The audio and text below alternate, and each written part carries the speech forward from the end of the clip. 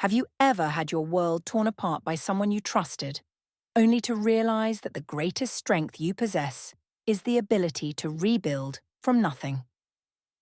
This is the story of Claire, a woman who, after being abandoned by her husband, finds herself facing a future she never imagined. With no job experience, no savings, and a dream of motherhood slipping through her fingers, Claire is left to navigate the harsh reality of starting over. But little did she know, her journey from heartbreak would lead to a strength far greater than she ever expected. This is her story of survival, self-discovery, and the unbreakable bond between a mother and her child. My ex-husband thought I was infertile and left me 13 years ago in Tokyo. He smirked. Still single, right? My son's a genius, just like me. I smiled and said, "Meet my son." He went pale. The boy was his spitting image. I'd raised his son alone and his smirk faded into regret. I never thought I'd be pregnant and divorced in the same month, I whispered to my reflection in the bathroom mirror, holding the positive pregnancy test with trembling hands.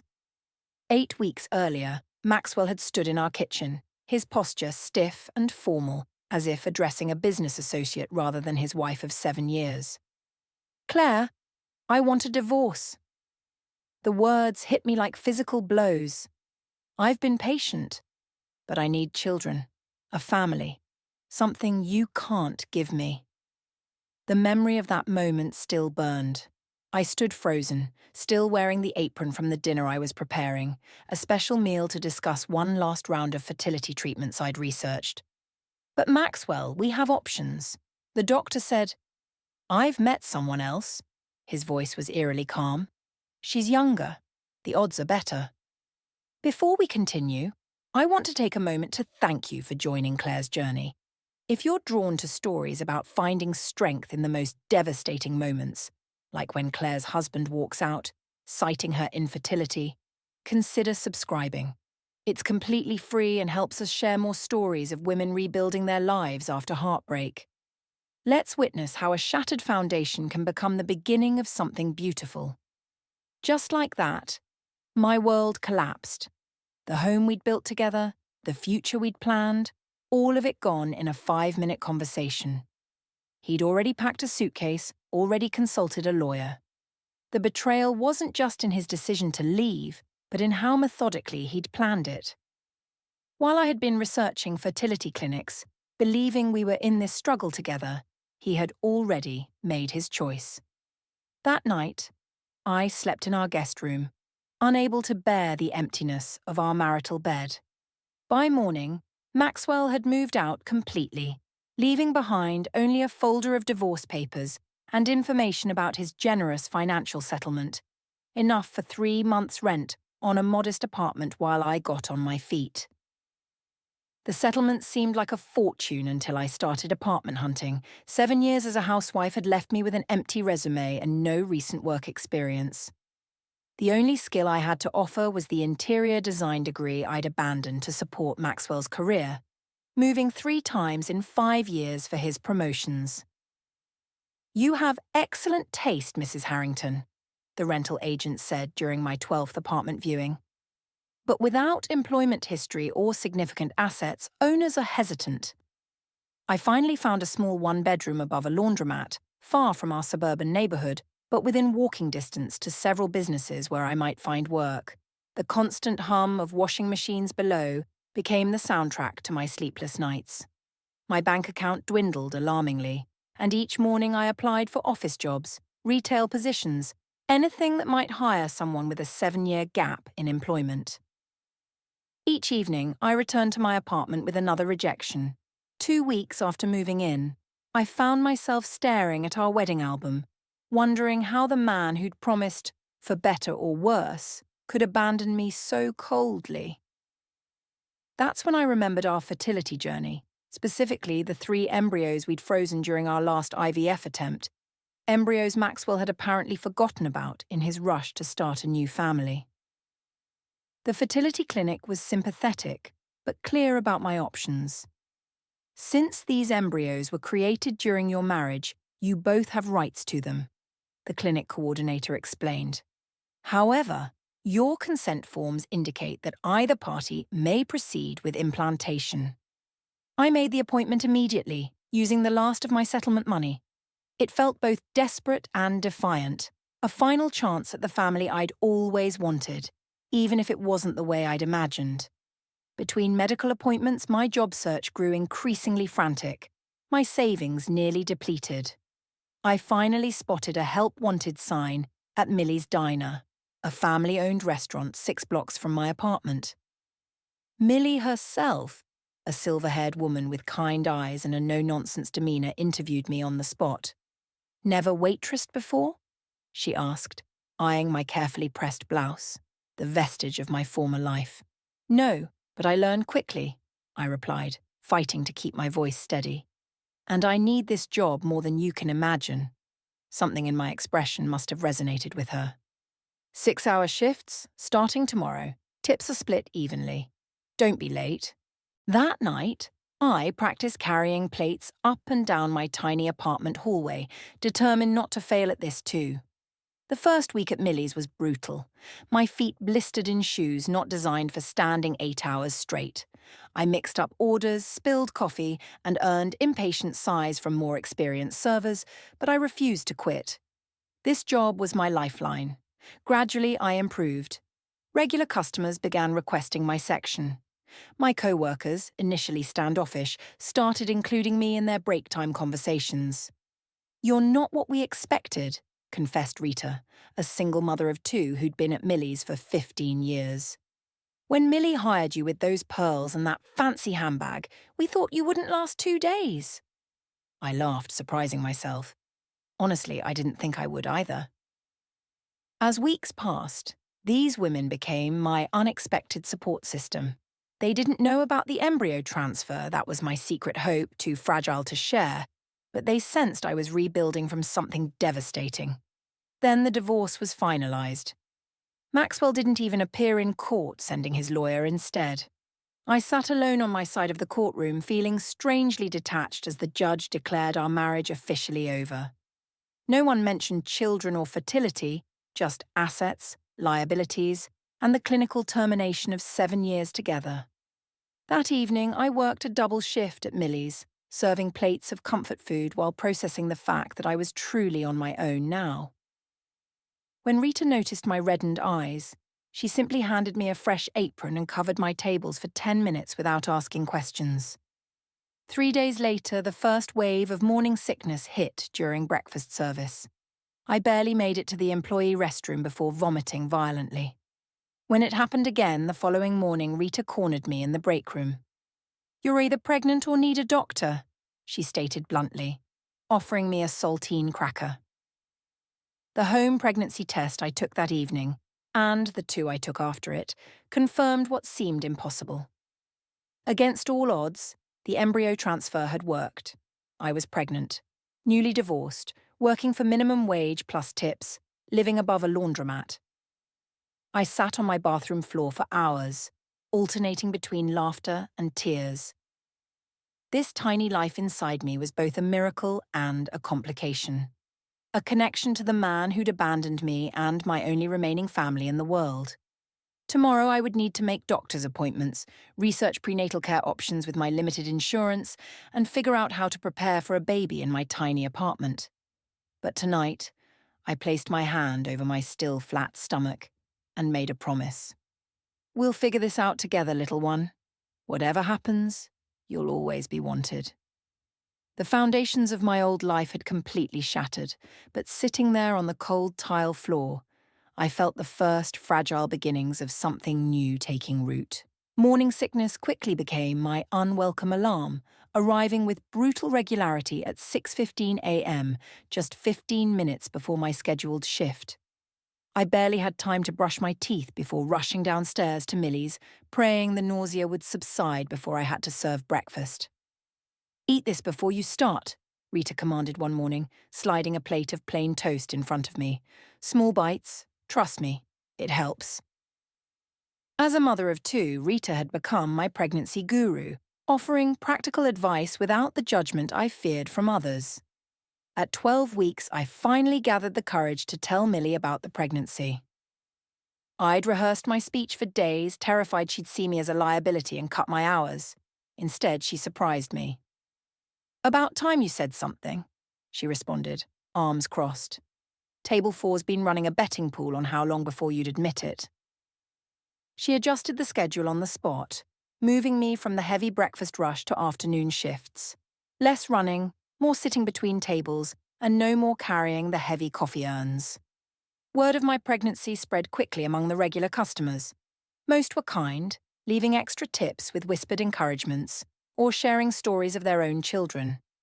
A few elderly patrons even began bringing hand-knitted baby items with their payments.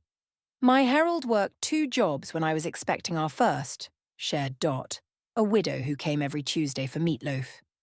"You're doing what mothers have always done, whatever it takes."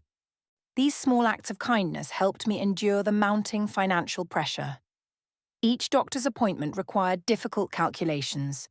How many extra shifts I could pick up to cover the copay, which bills could be delayed another week.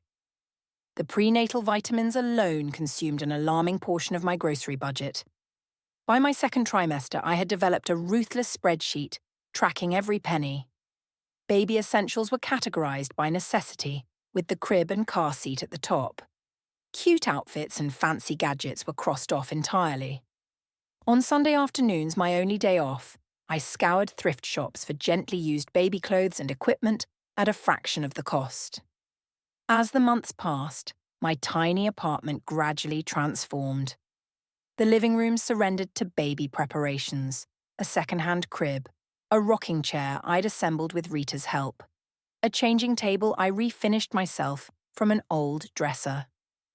"You've got real talent with this stuff," commented Shelley, another waitress who helped me carry the dresser up 3 flights of stairs. "Ever think about doing this for money?" I hadn't considered it, but her comment planted a seed. In the evenings after my shift, I began watching furniture restoration videos online, taking notes on techniques that might become useful someday. As my belly expanded, my world simultaneously shrank and grew. Physically, everything became more difficult. The walk to work, standing for hours, even sleeping comfortably. Yet, socially, my universe was expanding. The diner staff organized a modest baby shower during a slow Tuesday afternoon. Customers I'd served for months brought small gifts. Even the laundromat owner downstairs offered to wash baby clothes for free. "My daughter was a single mom too," he explained gruffly. "Someone should have done the same for her." At 7 months, a frightening episode of early contractions forced me to make the hardest decision yet. After a night in the hospital and stern warnings from my doctor, I reluctantly gave notice at Millie's. "About time," Millie said, surprising me again. "I was wondering when you'd finally listen to sense." She handed me an envelope containing severance pay, something I knew the small business could barely afford. "Call it a loan if your pride needs that," she said, "but don't you dare refuse it." The final weeks of pregnancy were a strange blend of terror and peace. It was terrifying because my carefully saved funds were now my only income, with no guarantee of when I could work again. It was peaceful because for the first time, I could rest without guilt, preparing mentally for the challenge ahead. Labour began on a rainy Tuesday evening. I called Rita, who drove me to the hospital and stayed with me through the first 6 hours before her childcare arrangements expired. The remaining 14 hours I laboured alone, clutching a photo of the nursery I'd created as a reminder of what awaited on the other side of this pain. When the final excruciating pushes brought my son into the world, the rush of love was so overwhelming, it erased everything else. The absence of a partner, the financial uncertainty, the fear of failure. In that moment, there was only his perfect face and the fierce certainty that I would do anything to protect him. "What's his name?" the nurse asked, placing his tiny body against my chest. "Leo," I whispered. "It means lion or brave, something we both needed to be." Coming home to our 1-bedroom apartment was both triumphant and terrifying. The first night I barely slept, checking constantly to make sure he was breathing. By the third night, exhaustion won, and I surrendered to a new rhythm dictated entirely by Leo's needs. We established routines born of necessity. I learned to shower during his morning nap, to prepare food one-handed while holding him against my shoulder to function despite sleep measured in 90-minute increments. Each small victory, the first time I successfully bathed him alone, the day I managed to do laundry without him crying, felt monumental. "You're doing great," Rita assured me during her weekly visits. "The fact that you're worried about doing it right means you're already a good mother." Gradually, the impossible became possible, then routine. I discovered a strength I never knew existed. The capacity to function despite bone-deep exhaustion, to soothe his cries when my own tears threatened to take over, to keep going when giving up seemed easier. Our tiny apartment, once a reminder of all I'd lost, transformed into something precious, the first home Leo would remember, the place where I discovered who I truly was, beneath the layers of Maxwell's wife and failed mother-to-be. Here, surrounded by second-hand furniture and budget-friendly adaptations, I wasn't rebuilding the life I'd lost. I was creating something entirely new. In those early months of Leo's life, I realized that building from scratch wasn't just about acquiring baby items or learning to parent alone. It was about reconstructing my identity around a love more powerful than anything I'd experienced before, a foundation far stronger than the one that had crumbled beneath me. As Leo's first birthday approached, my maternity savings had dwindled to nearly nothing. The furniture restoration hobby that had begun as a distraction during pregnancy became my first lifeline. I'd refinished a few pieces for neighbours in our building, who then recommended me to their friends. Soon I was balancing motherhood with a small side business, working late into the evenings after Leo fell asleep. "Just 3 more chairs to sand, then I can sleep," became my nightly mantra, the rhythmic scraping of sandpaper a lullaby to my exhaustion.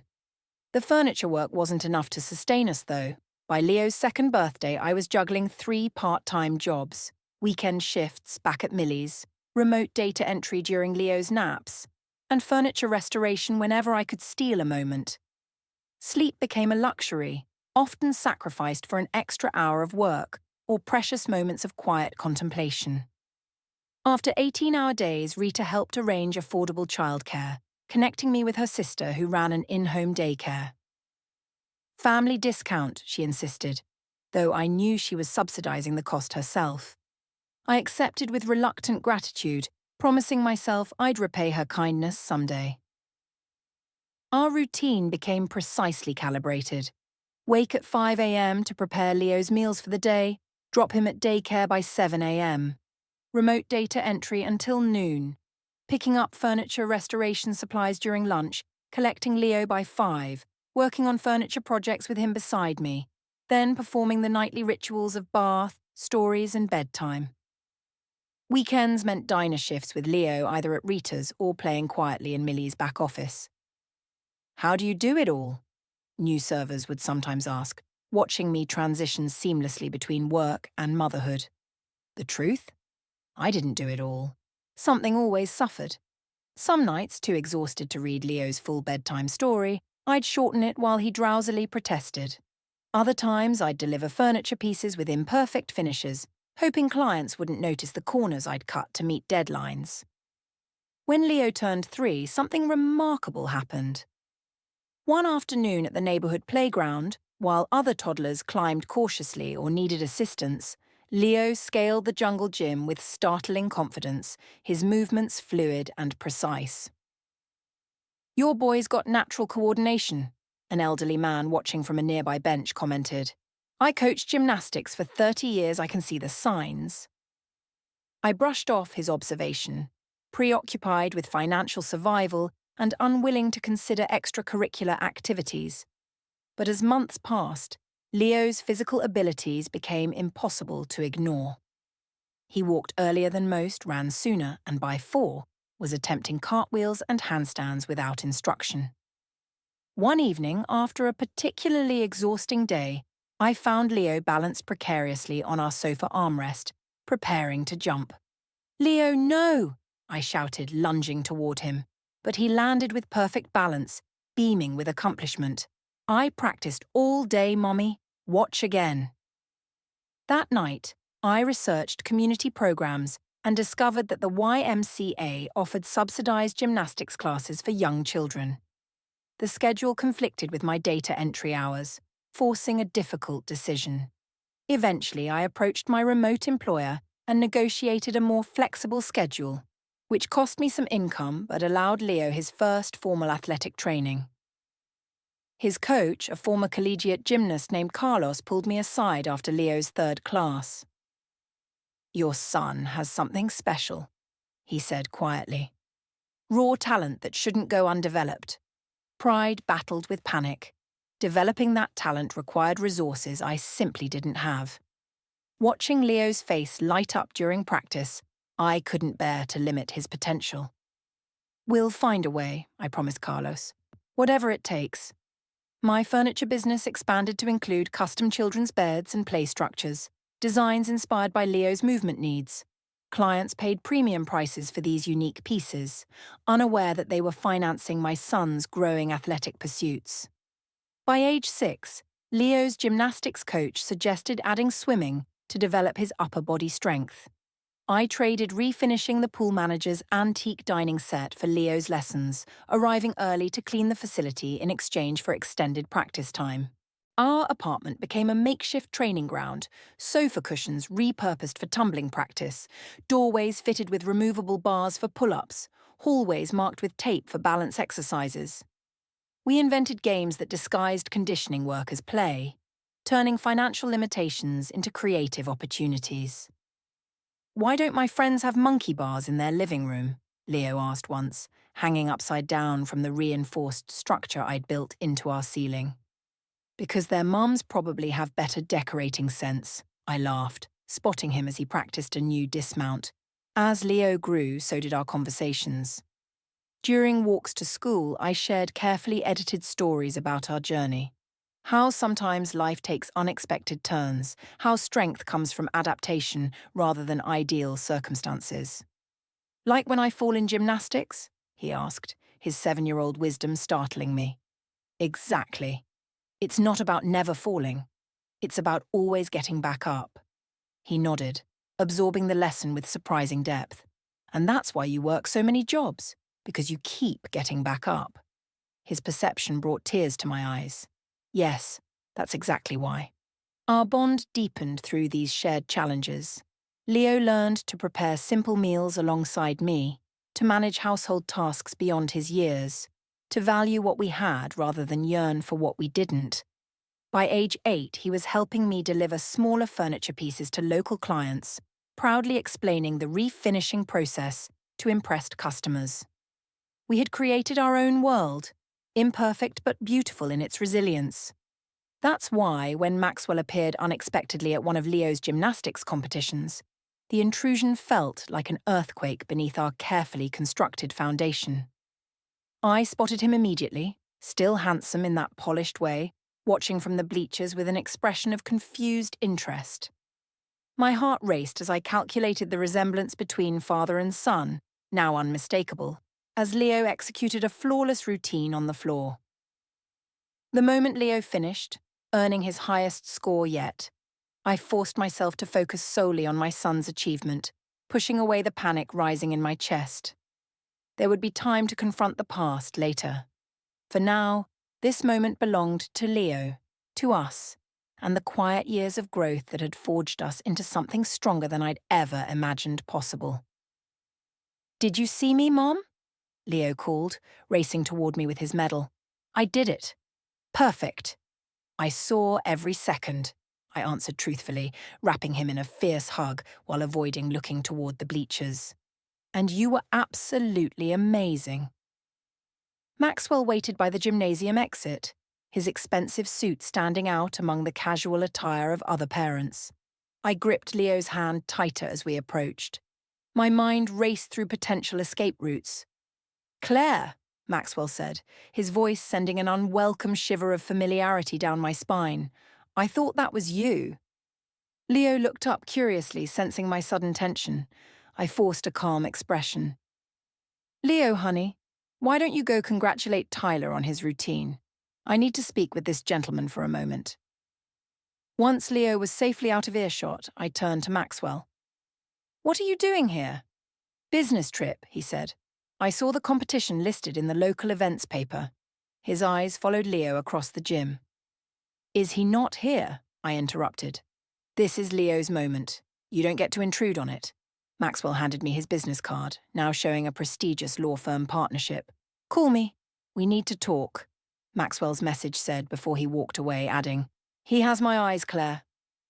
That night, after Leo was asleep, I sat at our small kitchen table, staring at Maxwell's card until the edges frayed from my nervous fingers. The embossed letters seemed to mock the modest life I had built. One call could change everything. It could offer Leo opportunities we could never afford and ease our constant financial struggles. But at what cost? I called Rita instead. He found us, was all I needed to say. Want me to come over? She offered immediately. No, Leo's asleep. What do I do, Rita? Her response was direct, as always. What does your gut tell you? To protect my son. Then that's what you do, she said. 3 days later, I called Maxwell to arrange a meeting at a coffee shop during Leo's school hours. He arrived punctually, now sporting grey at his temples, which only enhanced his authoritative presence. He's mine, isn't he? Maxwell asked without preamble. Biologically speaking, yes, I replied. The embryo transfer had worked. He exhaled sharply. Why didn't you tell me? Tell you? I struggled to maintain my composure. You left me because I couldn't have children, then immediately filed for divorce. When exactly should I have shared this news? I had a right to know, and Leo had a right to a father who wanted him unconditionally. The years of anger I'd suppressed for Leo's sake threatened to overflow.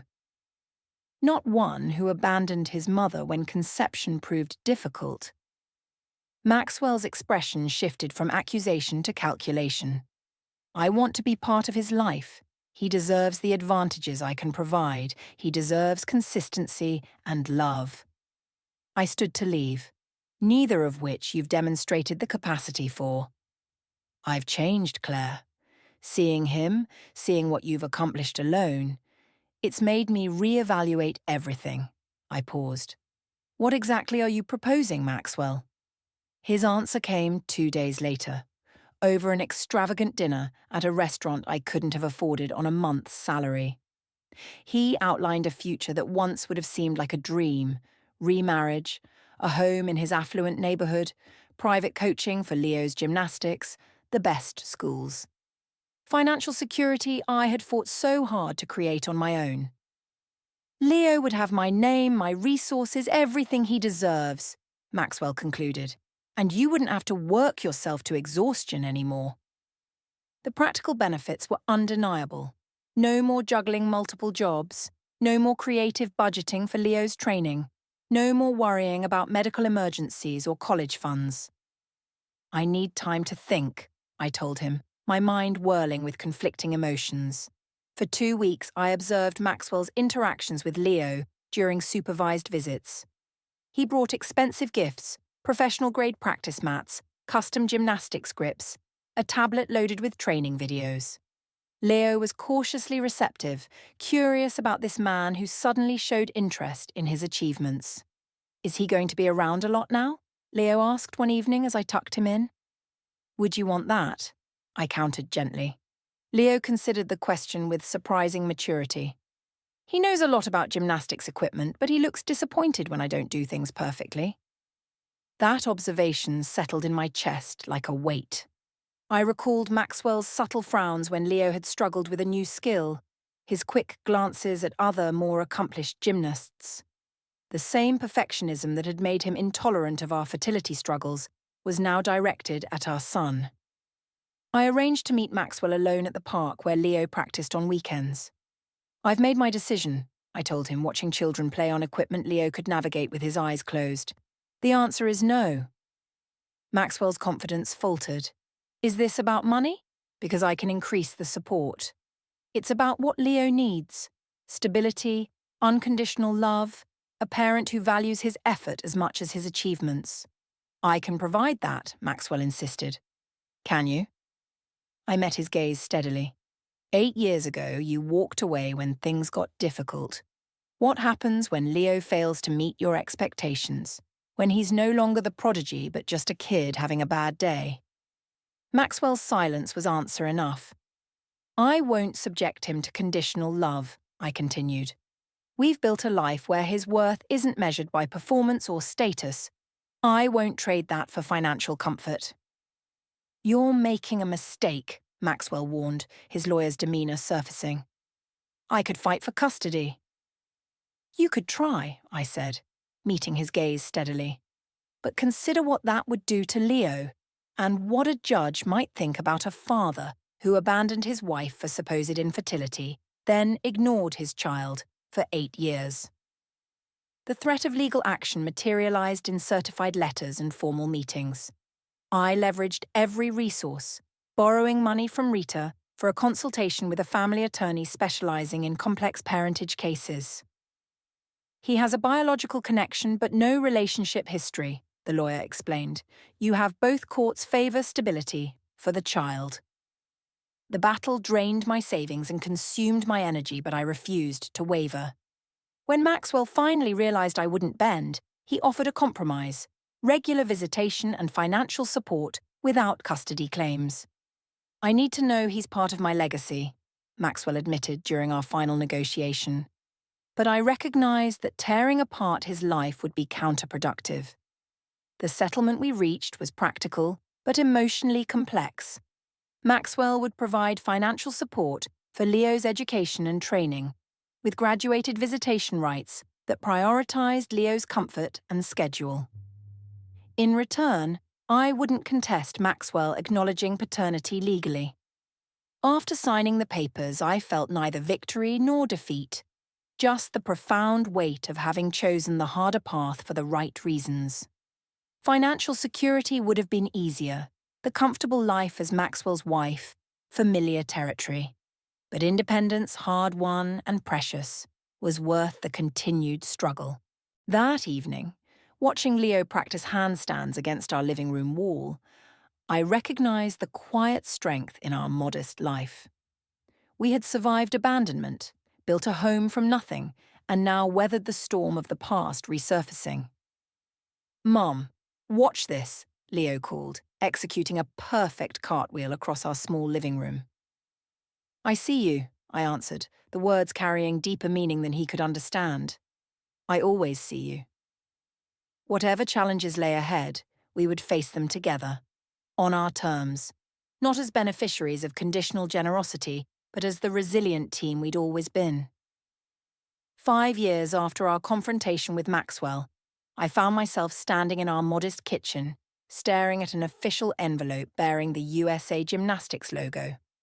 Leo, now 13 and already towering over me at 5'10" inches, fidgeted nervously beside me. "Open it, Mom," he urged, his voice cracking with the adolescent changes that were a daily reminder of how quickly time was passing. I carefully broke the seal and unfolded the letter, my breath catching as I read the opening lines. "Congratulations, Leonardo Harrington," I read aloud, my voice trembling. "You've been selected to represent the United States at the Junior International Gymnastics Competition in Tokyo, Japan." Leo's whoop of excitement rattled the windows as he grabbed the letter, reading it himself, almost as if my words might have been a mistake. "I made it, Mom! I made it!" Pride surged through me, but alongside it came the immediate practical concern: Tokyo. The financial implications were staggering. International airfare, accommodations, meals in one of the world's most expensive cities. The program would cover Leo's basic expenses, but Coach Carlos had emphasized the importance of family support during international competitions. "This calls for a celebration," I announced, pushing aside my worries for the evening. "Anywhere you want for dinner?" Later that night, after Leo had finally fallen asleep, too excited to settle despite his rigorous training schedule, I pulled out the calculator and faced the reality. Between our modest savings, the steadily growing furniture business, and Maxwell's court-mandated educational support, we were still several $1,000s short for the trip. The following morning, I called Rita, now the manager at Millie's after the founder's retirement. "I need extra shifts," I explained, "as many as you can give me." "Tokyo," she guessed immediately, having followed Leo's gymnastics journey from the start. "Tokyo," I confirmed. For the next 3 months, I worked with single-minded determination. Weekdays were split between my regular data entry job and an accelerated schedule of furniture restorations. Weekends meant double shifts at Millie's, where customers who had watched Leo grow up through stories and photographs left generous tips toward our Tokyo fund. I sold non-essential belongings, declined any personal expenses, and tracked every penny with military precision. Leo contributed too, insisting on using the small stipend he received from a local sporting goods store that had begun sponsoring him to help with our travel fund. "We're a team, Mom," he said with the quiet confidence I'd always tried to instill in him. "We get there together, or not at all." 2 weeks before departure, the final financial puzzle piece arrived unexpectedly.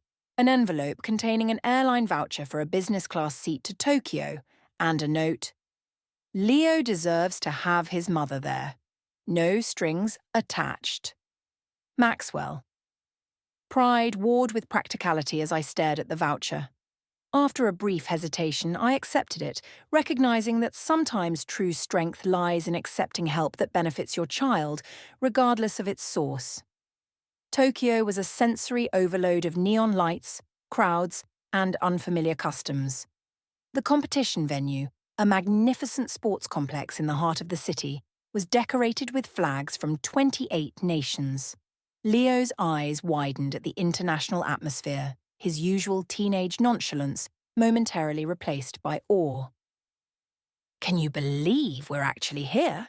he whispered during orientation, squeezing my hand like he used to when he was a child. As we navigated the complex registration process, a familiar voice cut through the multilingual chatter. "Claire. Leo." Maxwell stood before us, not in his expected business attire, but wearing credentials identifying him as part of the event's legal team. The past 5 years had added more silver to his temples, but little else had changed. "You're working the event?" I asked, struggling to maintain composure. "I relocated to Tokyo 3 years ago to head our firm's Asian division," he explained. "When I saw the USA team roster, I requested this assignment." Leo, more comfortable with Maxwell after years of scheduled visits and phone calls, greeted him with a respectful handshake. "Thanks for helping Mom get here," he said directly, demonstrating the honesty I'd always encouraged. Maxwell nodded, something like regret briefly crossing his features. "I'll be at your events," he promised Leo before turning to me. "We should talk." That conversation happened the following evening at a quiet restaurant near our budget hotel. Over tea that I insisted on paying for myself, Maxwell revealed unexpected vulnerability. "Watching from a distance all these years," he began, carefully choosing his words, "I've realized what I threw away, not just a marriage, but the chance to truly know my son, to be part of shaping him." "You've had visitation rights," I reminded him evenly. "Rights aren't relationships," he said, meeting my gaze directly. "You refused to remarry me, to accept my financial support beyond what the court mandated, to let me simply buy my way into Leo's life. At the time, I thought you were being stubborn. And now I understand. You were being wise." He glanced around the modest restaurant. "You've given him something I couldn't have. Authenticity. The knowledge that his worth isn't tied to achievement or advantage." The competition spanned 3 days of preliminary events before the finals. Leo performed with focused determination, his years of training on makeshift equipment and community center facilities evident in his gritty persistence. When a challenging vault didn't go as planned, Maxwell watched from the stands, his expression a complex mixture of pride and regret. During a break between events, he approached me with unexpected candor. "You know what amazes me most?" he asked, watching Leo confer seriously with his coach. "It's not his talent, though that's remarkable. It's his character, the way he encourages younger competitors, how he thanked the facility staff in halting Japanese." He paused. "That's your influence, Claire. Not mine. Not genetics." On the final day, Leo exceeded all expectations, earning a bronze medal that represented countless hours of sacrifice and determination.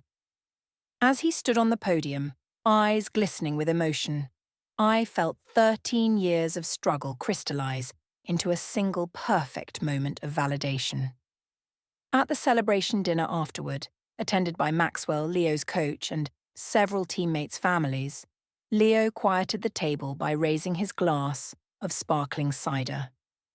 "To my mom," he said, his adolescent awkwardness momentarily replaced by earnest gratitude.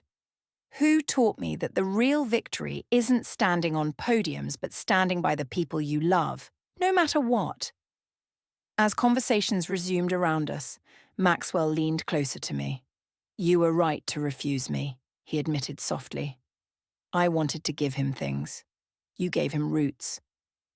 The Tokyo sky glittered with stars as Leo and I walked back to our hotel that night, his medal tucked safely in his jacket pocket. The journey from a broken marriage to this moment hadn't followed any path I could have imagined, yet somehow we had arrived exactly where we needed to be. "Do you ever regret it?" Leo asked unexpectedly. "Doing all this alone?" I looked at my son, strong, compassionate, resilient in ways that extended far beyond athletics, and felt the full circle of our journey complete itself. "Not for a single moment," I answered truthfully. "Some broken things aren't meant to be repaired. They're meant to become something entirely new and more beautiful than before." Leo nodded, understanding beyond his years. "Like us," he said. "Exactly like us," I agreed, as Tokyo's lights illuminated our path forward. Two people who had transformed life's deepest challenges into its greatest blessings.